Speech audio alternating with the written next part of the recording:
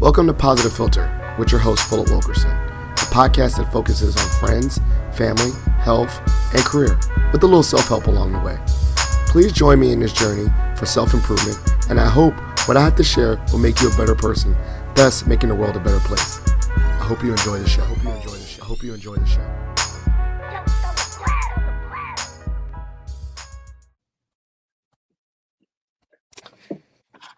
Hello, Positive Philter listeners, people of the world. It's me, Philip Wilkerson. I'm back with another episode of Positive Philter. I'm joined by a special guest. Everyone's a special guest because they took time to join me on the show. I'm joined with Dr. Nolan Cabrera. Now, I met him while he did a presentation on one of his books. I can't remember the title. He's going to tell me.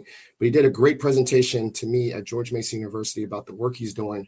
And I wanted to have him on the podcast because, as someone that's a higher ed professional, we see a lot what's going on in the changing landscape of higher ed. He's an expert in this. And we're just going to talk about the evolution of higher ed, what's going on, how we can be practitioners of social justice within our units, within our campus communities, use our voices and all the like. But before we get started, Dr. Cabrera, can you tell us a little bit about who you are and your background?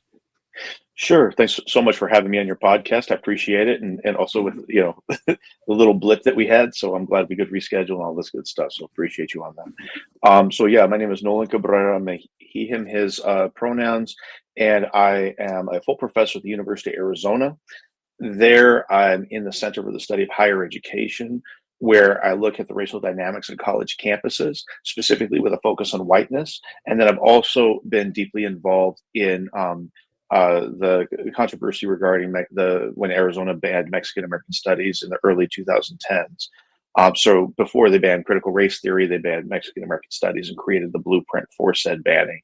And then the book that you were referring to that I was presenting at George Mason was my one out of Teachers College Press called The Whiteness in the Ivory Tower, or Why Don't We Notice All the White Kids Sitting Together in the Quad? Yeah, it's very interesting. I think I took a while ago when I'm trying to be a good doctor like you. I started off in the higher ed program, COVID hit, life happened, and then I switched to the communications program. But very positively, while I had the one class that I had in the higher ed doctoral program was around race and identity in higher ed. And it was a great class. And one of the things I thought about initially was that the model of higher education is not the same model. We learned, I think one of the courses is about, you have to learn a little bit about historical context about these systems that we're in. And so, let's just talk about that. Like when we think about college back in the day, when you look at all the colleges that started, the first oldest institutions, the William and Mary's and all that, they were only like a select few that went to those universities. Exactly. Mainly white plantation owners of wealth. That model is not the same. And so let's talk about that. What are some of your thoughts on that, about that model? Sure. So it's really, really clear that the most privileged social identities, white, wealthy, landowner, cis male, all those ones are that was who higher education was initially created for. I mean, it's in the title, higher education. Like it's meant higher. Yeah, exactly. As opposed to, mass education in K-12, right? And it was meant necessarily for, for the elites of society. I mean, if we go into the history, and there's a fascinating book called The Chosen by Jerome Carabel, where he does the history of Yale, Princeton, and Harvard. And it is fascinating and disturbing because we always think about, we're so embedded in this notion of meritocracy, where my talents will push me into the place that best fits. The most aligns with if I'm a high talent, I'm going to go to Harvard. If I'm mid talent, I'm going to go to, I don't know, University of Arizona. And if I'm low talent, I'm going to go to community college. Like that's kind of, that's the mental model. It's funny. It's funny that you use that because I think that is the model that we've already been ingrained. I remember that, but that's not the model no more. But we'll go into that. Well, but not only that, and here's what makes me so mad when you hear, say, like Pete Hegseth, the head of Department of Defense, or the head of the Secretary of Defense, keeps talking about, we don't hire on DEI, we only hire on merit, like we've always done in the society. Well, what's beautiful about the way that Karabel did his analysis was he showed we've never actually been in a meritocratic society when you look at the most elite universities in our. So, like, for example, because these are supposed to be, gentlemen, and I use that term specifically, gentlemen of prestige and of culture. You're not supposed to try so hard. It was more about the social connections that you could get. So in the Yes. Ivy Leagues, when they were first created, there was this thing called the gentleman's C, right? So I'm not too much of a brainiac. Don't make it think, I'm sitting here, I'm good, and really it falls into that business model of it's not what you know, it's who you know. Yes. And at the same time, they were always intent on cultivating the next leaders of tomorrow. It's so ridiculous that Yale, up until I believe it was the 1950s, would report the incoming height of its freshman class, wanting it to average at 6 feet tall, because as we all know, again, air quotes, that tall men are our best leaders. Yeah, yeah. Yeah, No, I exactly. thought that was great. No, because I thought about that. I was joking, and it's weird about leadership and identities. That I mean, there's a study that shows that people that are quote unquote more attractive are viewed as more credible. And Exactly. I was Yep. there was a question. I had this book, and it was like, if you could be born and you had to be born overtly ugly, dumb, stupid, or something else. I got a book. It's called Book of Questions, where you ask it and think about it. Hmm. I was like, I don't know. For me, I don't care if I'm ugly. I want my brain to be sharp. But like Exactly. some people be like, I would pick very attractive because then people still connect with me, give me Hmm. the answers. You know what I'm saying? So Of course. going back to that, that's crazy that Yep. Harvard actually understood that, or not Harvard, university understanding Yeah. that they were Yeah. looking at aesthetics to Hmm. measure competency. Absolutely. And it becomes a self-fulfilling prophecy, because we're the elites of society, we produce all of the leaders. All of the leaders are out there in society. They look a certain way. Then it Yeah. just keeps cycling through. Now, there was a major shift in the mid 19th century, where there was the Moral Land Grant Act. Yep. And so this is one, and it's really fickle. And I'm going to try to thread a really fine needle here, because I'm going to be talking about two contradictory issues at the same time. So the first one is that, as well, I was going to say westward expansion, but that's too benign a term. I mean, it was the forcible theft of indigenous lands, violent theft going to the west. Um, there were localized needs, especially in like agricultural education, Yes. and so you had these lands that were dedicated by the U.S. government to have more mass higher education Yeah. and allow for more access. And so you didn't just have to be, the blue bloods of Connecticut or New Yep. York City. You could, be the sons and daughters of farmers, and it did open up a little bit more space. There were a couple of difficult things about that, though, because when this was going on, remember that segregation was still formally legalized, so it didn't open up access for everybody. But that's also when you had the increase of historically black colleges and universities, Yes. Right. because they basically, it was that whole idea that you wanted that as long as we had separate but equal, which we know is a fallacy, but separate but equal facilities, that it was okay to have formalized segregation in that way. And then you also Yep. saw the rise of women's colleges For in the same teaching, way. and I guess with industries it was Mhm. mainly the women's colleges when they started was really ingrained in teaching and in nursing, but Yeah, and nursing was home really economics. and Yep. home and actors, but nursing was really coming out of like Mhm. the Civil War when they Yep. had women as nurses taking care. So Yeah. then they had Yeah. these like, okay, we had these needs, societal needs. We'll Yep. give you space here. We got Hmm. societal needs for teachers, but you can only go to a teacher's college, like only, but Exactly. You're not going most to go to likely Harvard. you're Yep. not going to go to Harvard. You're going to go to a teacher's college. We need the Exactly. societal need for women. We want women. We won't let you vote. Yep. You won't Yeah. let you vote, but then you can go to a nursing school or Yep. a teaching college, which a lot of universities started as teaching colleges, like James Madison, and they're women's colleges before they morph. And then I think the shift happened again, right, when veterans come back from war, opening Exactly. up the GI Bill, and then we started expanding into the not blue collar, white collar workspace. But now we're at a point, a pivotal point in higher ed, where now we flaunt it as it's more of the opposite business model, that uh, more is better, right? Access is better. And so I pride ourselves, like I'm Mm-hmm. very proud that I'm at George Mason about Mm-hmm. being a very accessible school. We're in the Yep. community, non-traditional learners, but then it's still always a conflict of being accessible to all, but then the old age Mm-hmm. systems. Like Of course. we're accessible to all, but we still, it's mainly if you're rich, you got, you can afford to go to college, right? That's the Uh-huh. model, right? Or Mm-hmm. or we're accessible for all, but when you see faces, most of the faces are going to be white, cisgender, Mm-hmm. or Yeah. this identity. I don't know about the height. So I think we're at a pivotal point in this turn of the century of understanding the landscape of higher ed is changing, the model Mm-hmm. of learning is changing, Mm-hmm. the need to go to college is changing, for tech and engineering and different industries, not just nursing now, it's expanding, Yep. but there's still a strong conflict of the old way is still embedded into current higher ed. What's your thoughts on Yeah. that? So going back to what I said initially, that this myth, and I can't stress myth enough, of meritocracy still guides us a lot.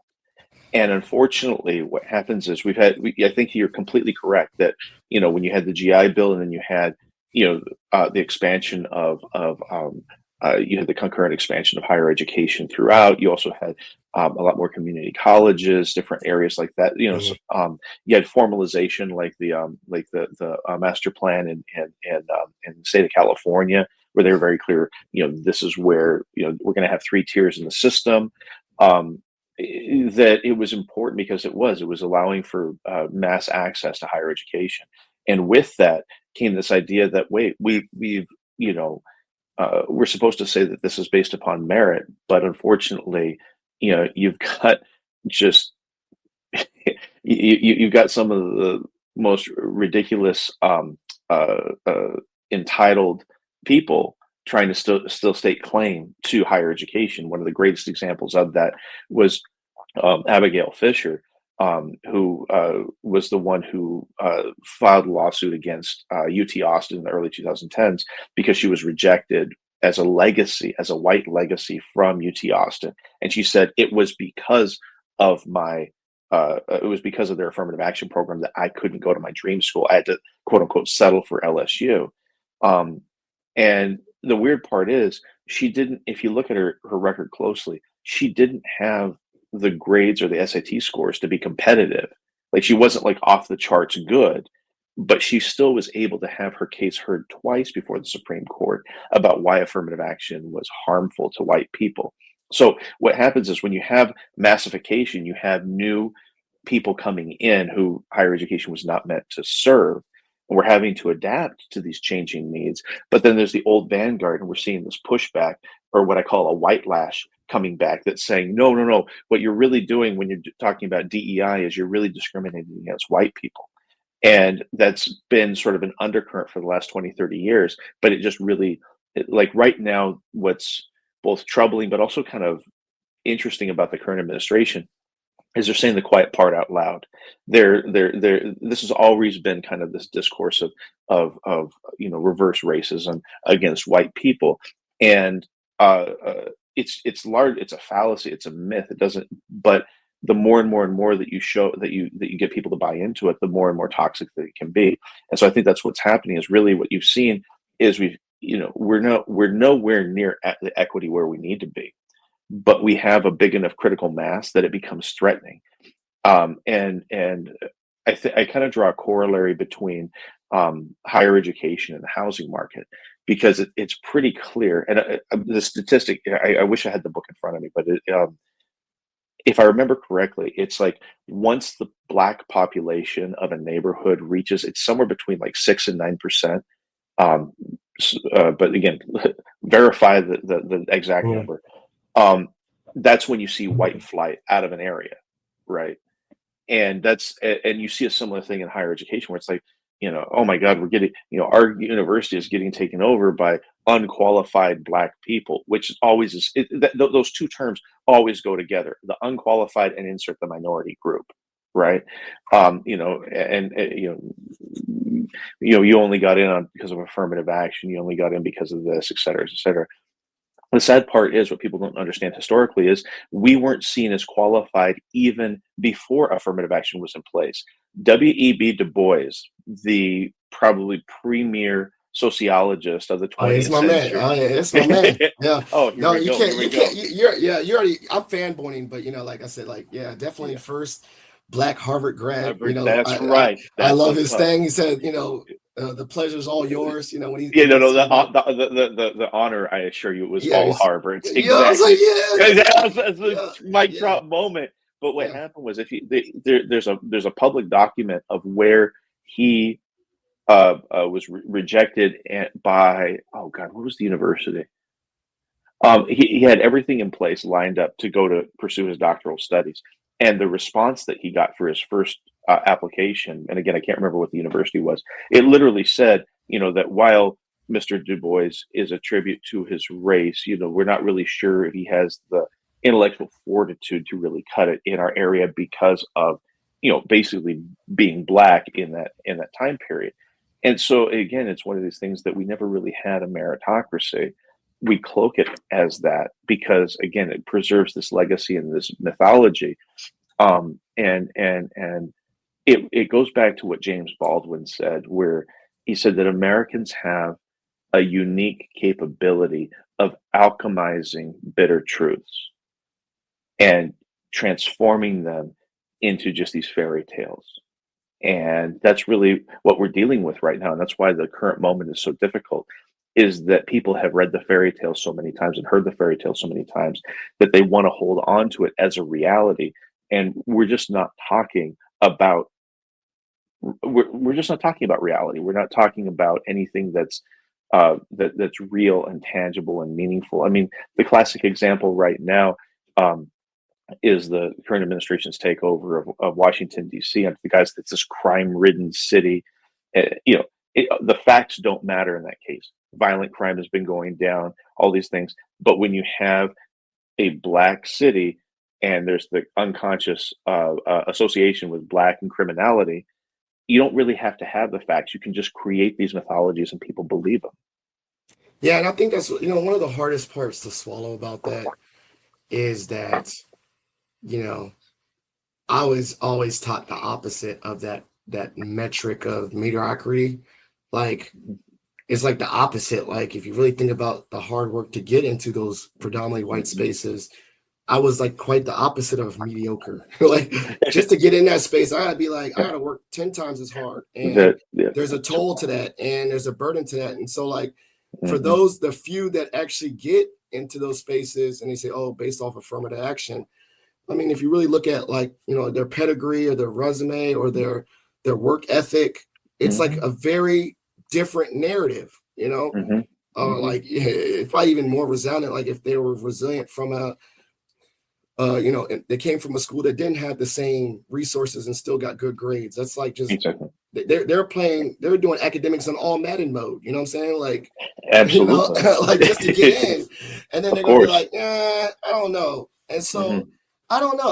I always thought like narratives was always a good way to change that, but it Yes. doesn't seem like it doesn't necessarily always work. And what I mean by that is like, when you get these examples of someone and say, oh, you're just here because you're Black. And then you're like, let me stun on them real quick and show you my Black excellence and my degrees Mm-hmm. and show all these like positive Black images. Then it's more so like you're cocky, arrogant, and you don't know your place. And so you're like, Yeah. but Yeah. that's the narrative though. I have to be overtly Mm-hmm. show you my worth all Exactly. the time. Mm-hmm. I think,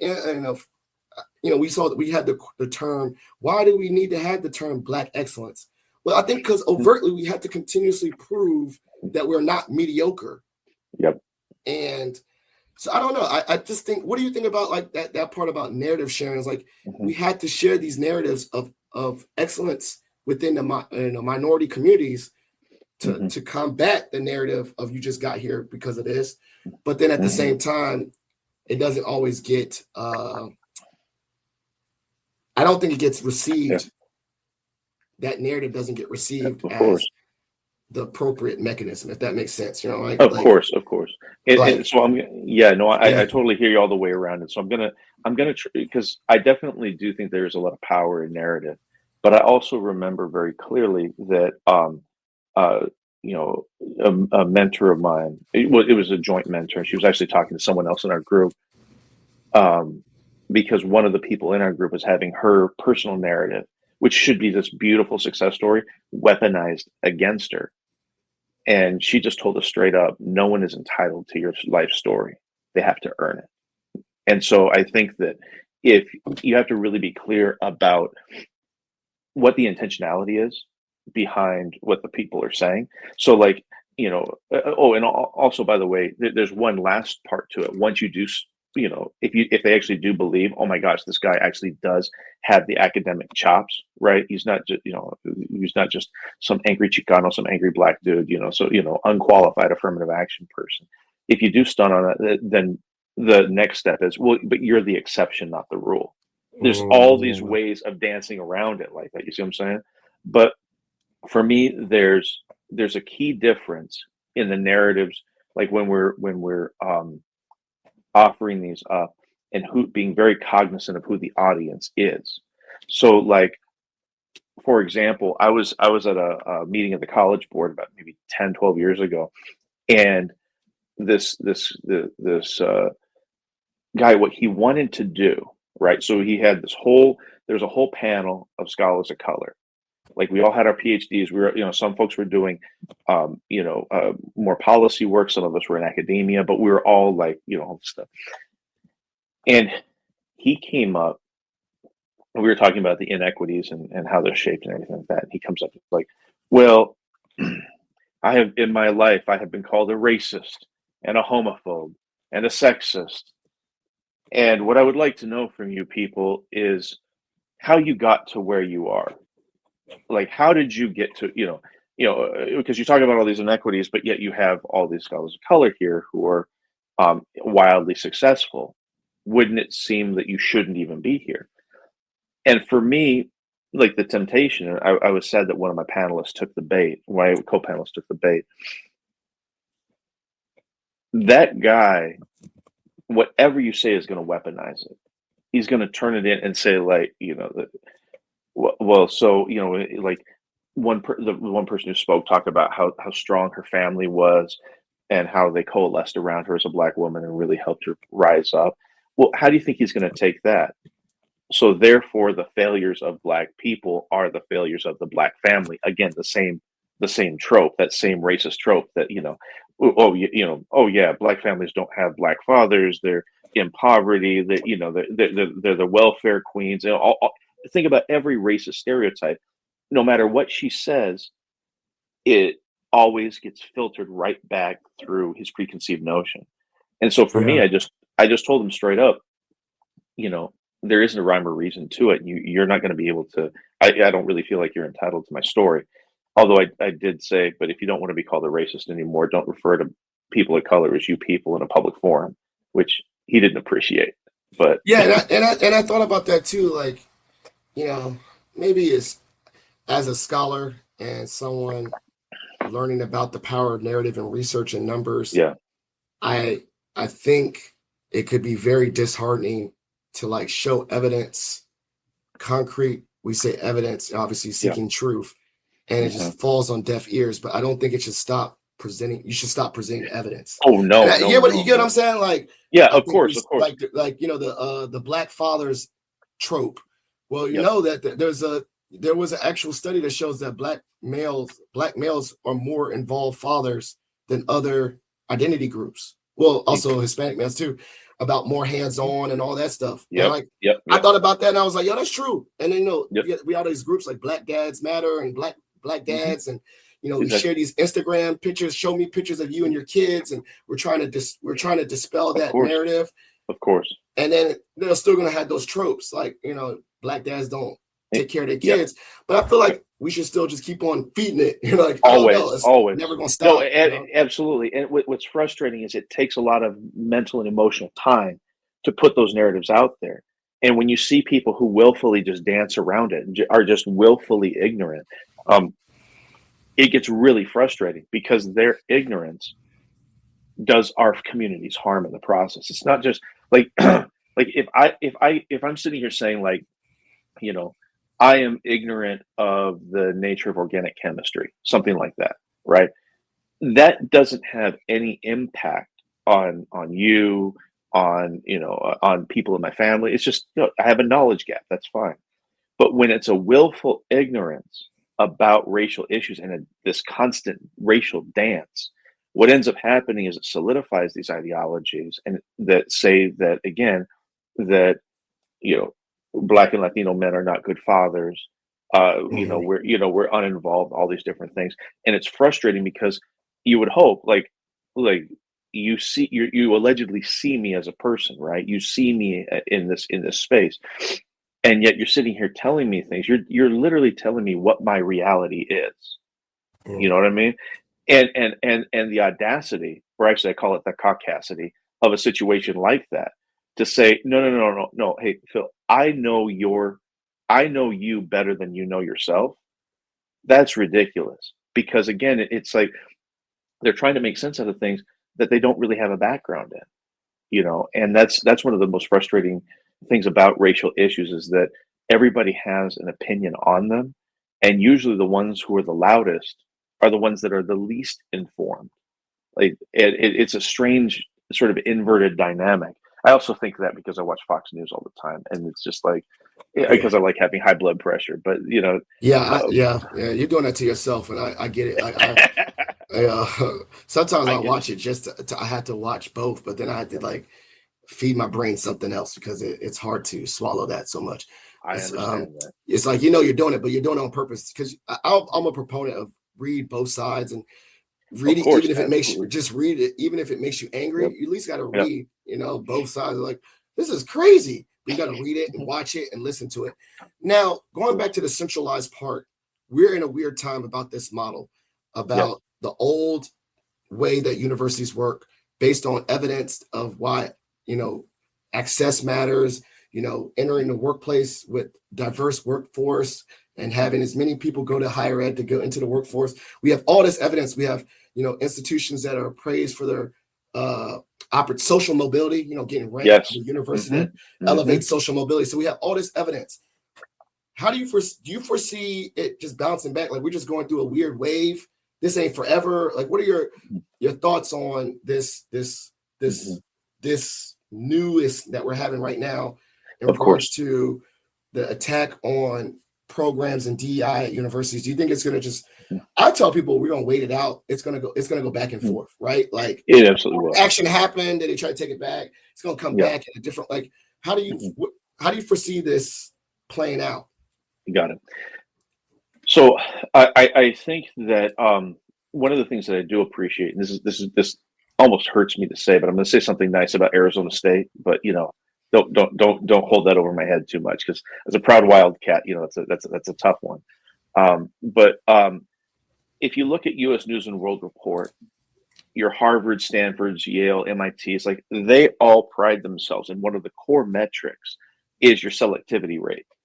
And so, I mean, right now, these universities are only admitting about maybe 4.9 to 5.3% of the people who apply. So you already have this elite applicant pool, and then you're taking, 1 in 20 of the quote unquote best of the best, and we can, unpack what that means.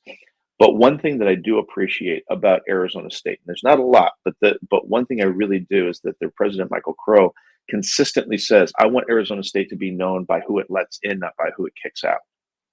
And I think that in and of itself is the wave of the future because, like you said, we are increasingly a knowledge-based economy.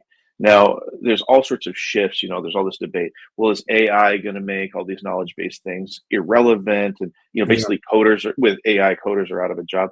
That's a very specific argument, but fundamentally, we're in a knowledge-based economy. That's not really something that's under debate. And so, I think what's going to end up happening in the long run is if these massive attacks on higher education really start to get felt, the corporate overlords, and I don't like this because it should just be like we can have our uh, uh, like we can have our DEI work just because it's like the right thing to do. Oh, you're talking Um, about when it hits the pockets. That's when it's going to be like, when oh it when, God. when it hits the Fortune 500 companies, and they can't, and because either one of two things is going to happen, right? If we have an uneducated workforce, right, then either A, we're going to go overseas to get people, or B, we have to change the, where it would change these attacks on higher education. And I don't think it's an either or. I think it's probably going to be a both and. Yes. But once the Fortune 500 CEOs start seeing their bottom lines decrease as a result of these ridiculous attacks, Yeah. The money. When it hits the yeah, money. of course. But that's also why probably some of the most forceful amicus briefs in affirmative action cases were actually by Fortune 500 CEOs, and saying that no, diversity is actually central to our bottom line. And you also saw that happen in the military.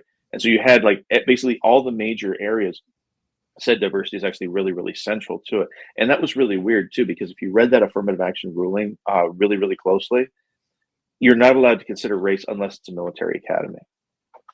When it comes to military, they can do what they want to. But when it's, just your usual higher education, then that's when it's disallowed. I mean, the way that the Supreme Court is just twisting itself to do Trump's bidding right now is just ridiculous. But I think the other point is that Yeah. So, we so, so yeah, you're go ahead. optimistic that it's gonna like. I Oh mean, no, it's good. no, not at all. You're not optimistic that. I mean, I'm optimistic as in, yeah, let it hit your pockets, and then they're gonna like. I think that's gonna. I'm like a optimistic cynicism. I mean, like no, like because I I'm get you. my mother. Some people be like, oh my God, the world is on. The world's on fire. Blah blah blah. It's really bad, and I agree. Right? I'm like, I'm not a realist. Like, oh, the world's not Yeah. on fire, but I just believe in like balance of like it's gonna be really bad and then it's gonna go. It's just gonna keep going back and forth, like the cycle of history. So for me, Mhm. I agree that these negative consequences is gonna hit the pockets, and then it's gonna come back. What do Mhm. like I'm saying? Like that's Yeah. the So positive part, like the optimism. of course, of course. So I try to avoid, and I get a little bit of inspiration from Cornell West on this, that I try to avoid optimism, pessimism as a paradigm, because Okay. uh, at the at the end of the day, it's almost kind of a voyeuristic viewpoint. Like I see the available evidence, I think things will get better, are going to get worse, right? And the one area where I take a little bit of umbrance with Dr. King, because it's one of his most quoted sayings, was when he said that the arc of the moral universe is long, but it always bends towards justice. I actually disagree with that for this reason: that like justice is a human construction. Like justice doesn't mean anything to like the tree outside of my window right now. It's we create it, and so it's uh what that means is that justice and that arc of the moral universe, it bends when we bend it. And that's what's been frustrating for me right now is I see a lot of social justice oriented people just saying like, look, I'm tired, I'm going to sit this one out. Yeah. And Yeah. I'm like we don't have if we sit this one out, there's not going to be a place to come back to. But my point being this, that what I love the way that Cornell West breaks it down is he distinguishes very clearly between hope and optimism. So Sure. hope reigns eternal. Hope is the possibility that things can always get better. Whereas optimism is like, I think that, I'm a glass half full kind of guy, right? And hope Okay. is like, no, I have the ability to fill up that glass if I so choose, right? And so then that all from a hopeful perspective, what he calls being a prisoner of hope is foundationally important here, not in some hokey way, but it requires us to look deeply at social problems, get close to them, and say, our ancestors went through worse so we could be here. And so I have a moral and historical and cultural and community or responsibility to find the cracks in the walls of whiteness, to go deeply into these social problems, to really try to explore on a deep, deep level what is going on here, and really try to collectively strategize how we can bend the arc of the moral universe. And because the way that Dr. King said it, it's almost like this passive observer. Okay, things are, it's like, ooh, child, things are going to get better, things are getting easier. But this is saying, no, we're going to do it. We have to do it. And I prefer the hope orientation because it requires I like that. critical social analysis and collective Action and agency. risky action and agency that actually does Yeah. something with it. Oh, I like that. I like that agency part. Right? I always said if there's not a space for you, create your own. I love those mindset. There's not a seat for you at the table, bring your own chair. Kind of, I love Yeah, that mindset of agency. exactly. And I think about that like in my own lane. What can I do? I think that in a world of Hmm. chaos, like I can't control everything. I can't understand that, but like I still have Hmm. agency in regards to my own intellect, agency into like my own writing and what you're Yes. doing. So everyone Hmm. has little pockets of agency. And so like Exactly. say something, see something, say something, all these things. Yep. Exactly. So with that, I'm gonna start saying that I'm more hopeful that this will get better I like rather that. than I'm There we go. optimistic. And I like that. So we're at a part of the show called Shot for Shot, where I get to ask you any random question. You get to ask me any random question. I do this stand up every episode. What question? You want to go first? I go first. You go first. You lead me in, and then I'll piggyback. Okay, so I definitely shout out to my son. We randomly got this book called like just questions. I'm gonna put it in the show notes. I'm not even sponsored by them, but they're funny. And this is the one I asked. They're not funny. They're actually like seriously deep and funny. Some of them, like the Love one it. I told you earlier about Hmm. ugly. But this one also spoke to me. And that's hold on, God, let me get it. It was okay. If you could live for 1,000 years. No, actually, I don't like that one. I like this one. This one better. No, I got this one. If Okay. you knew if the exact day, time, whatever of your death, your passing Passing was on. Yep. put in an envelope, would you open that envelope and want to know, or never open the envelope, and why? That's the one I liked. Oh, I would. The answer's Yeah. in the envelope. Yes. Would you open it No, or not? I would open it in a heartbeat. Because I know that ignorance is bliss, but I always prefer to know because I'm more attuned with the way that the dilated peoples used to say, "I'm a glutton for the truth, even though truth hurts." Okay. And and the other part of it is what it will remind me of is whenever I don't have parameters around stuff, I forget how precious life is, right? When or just I mean something even basic like when sometimes when I have like no like when I have a occasionally like once every month a day without meetings, I forget like that time is precious and I need to and Okay. my existence here is precious, and that's going to be the ultimate reminder that life is precious for the precise reason that it is finite, you don't have all the time in the world here. That reminder to spend that time with your son, to go out and to be there and to be present in these spaces, because when I lose sight of that, and it's easy to do in the hubbub of everyday society, it's really easy to it's really easy to get lost uh, in that, and then as a result, you lose sight of why life is important, life is precious, and exactly for that reason, that's a scarce commodity. Yeah, I was like, yes, I love this dialogue because I was like, no, but I would set up my wife and let her know, and then let her worry about when I'm going to die.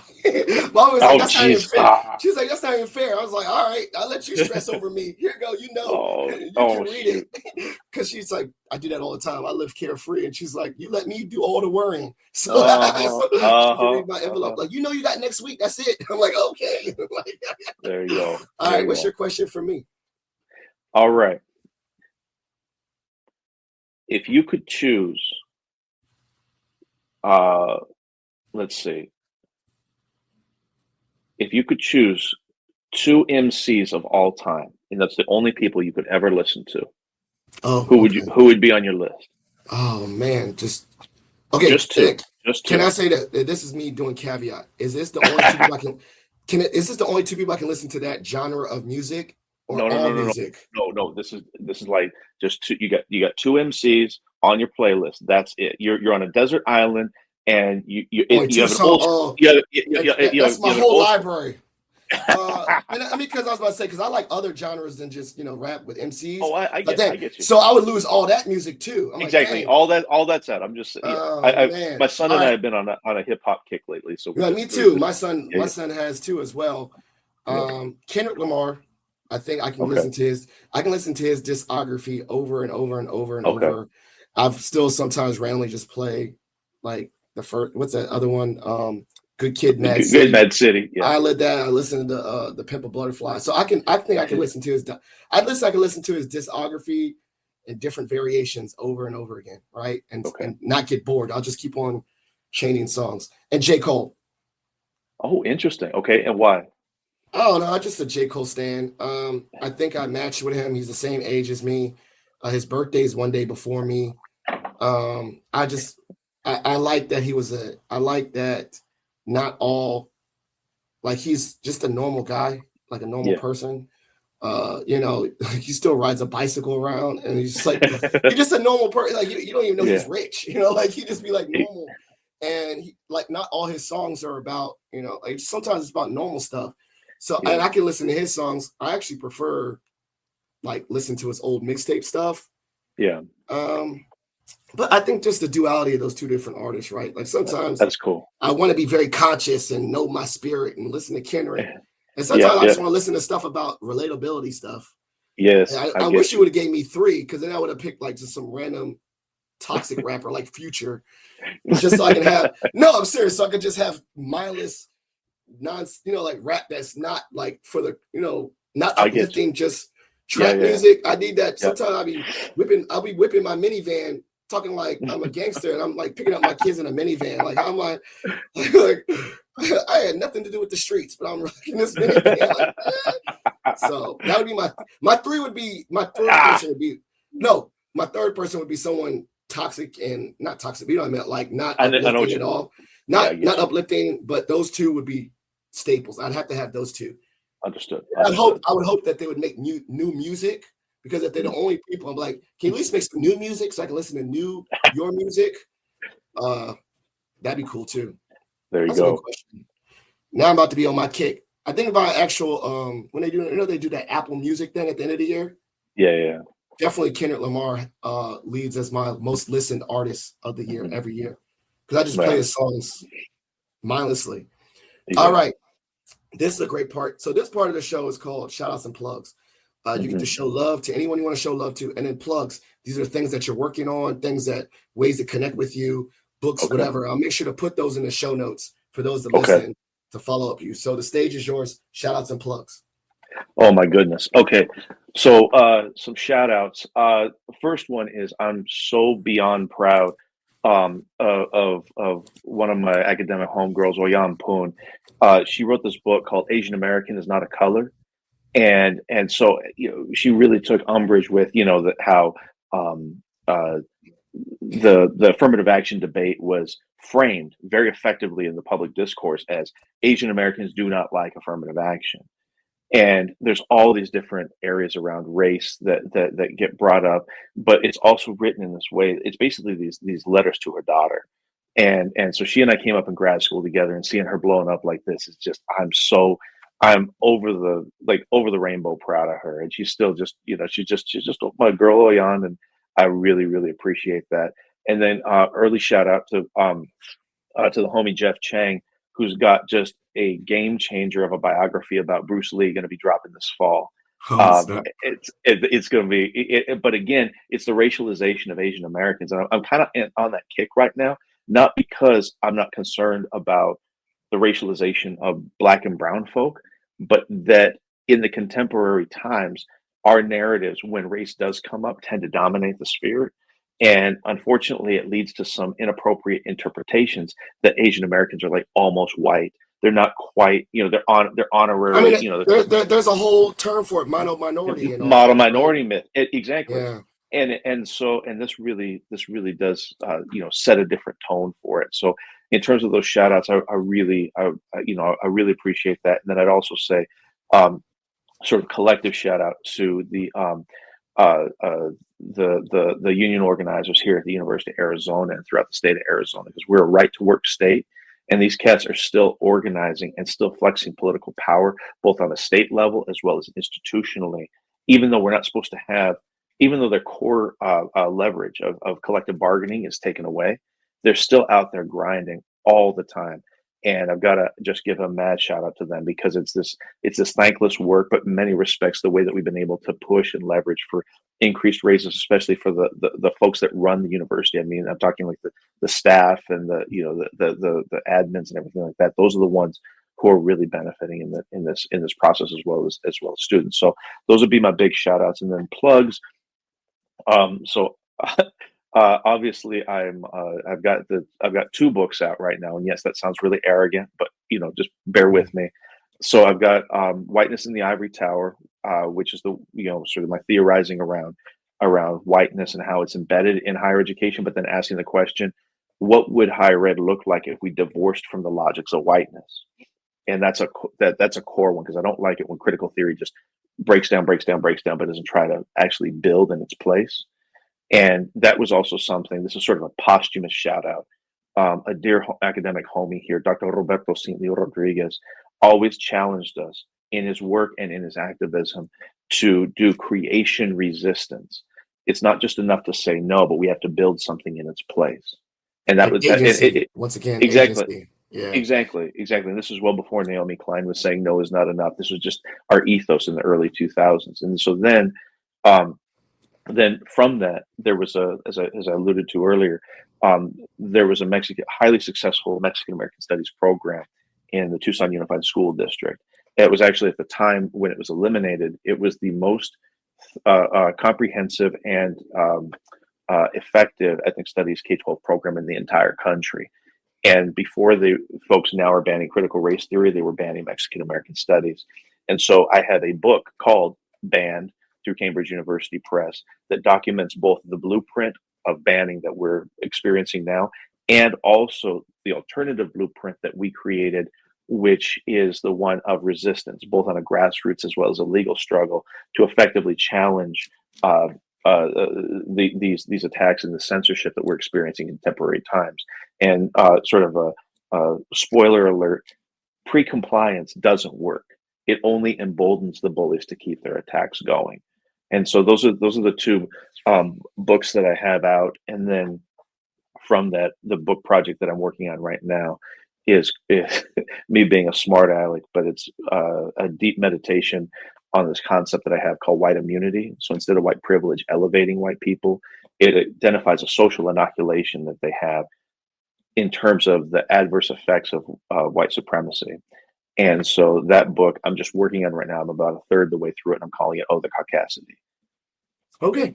I think that's like one of the things I think about from this episode is see something, say something, but now we need Yeah, to add do something. that's right. That's right. I think we need to add that to the layer. Like see something, say something about it, but do something about it. Add There you that to the go. layer. So I hopefully appreciate if that. you feel empowered, find out that you still have agency within yourself to do whatever you can. If you feel powerless and within the systems that we live in, you still have agency within your home or agency within your neighborhood to still make a difference. So hopefully this conversation empowers you for that. Additionally, Positive Filter listeners, every episode is dedicated to late memory of my father-in-law, Jeff Kirsch, and all the work he did fighting food insecurity around the United States. So please consider supporting the Jeff Kirsch Anti-Hunger Fund.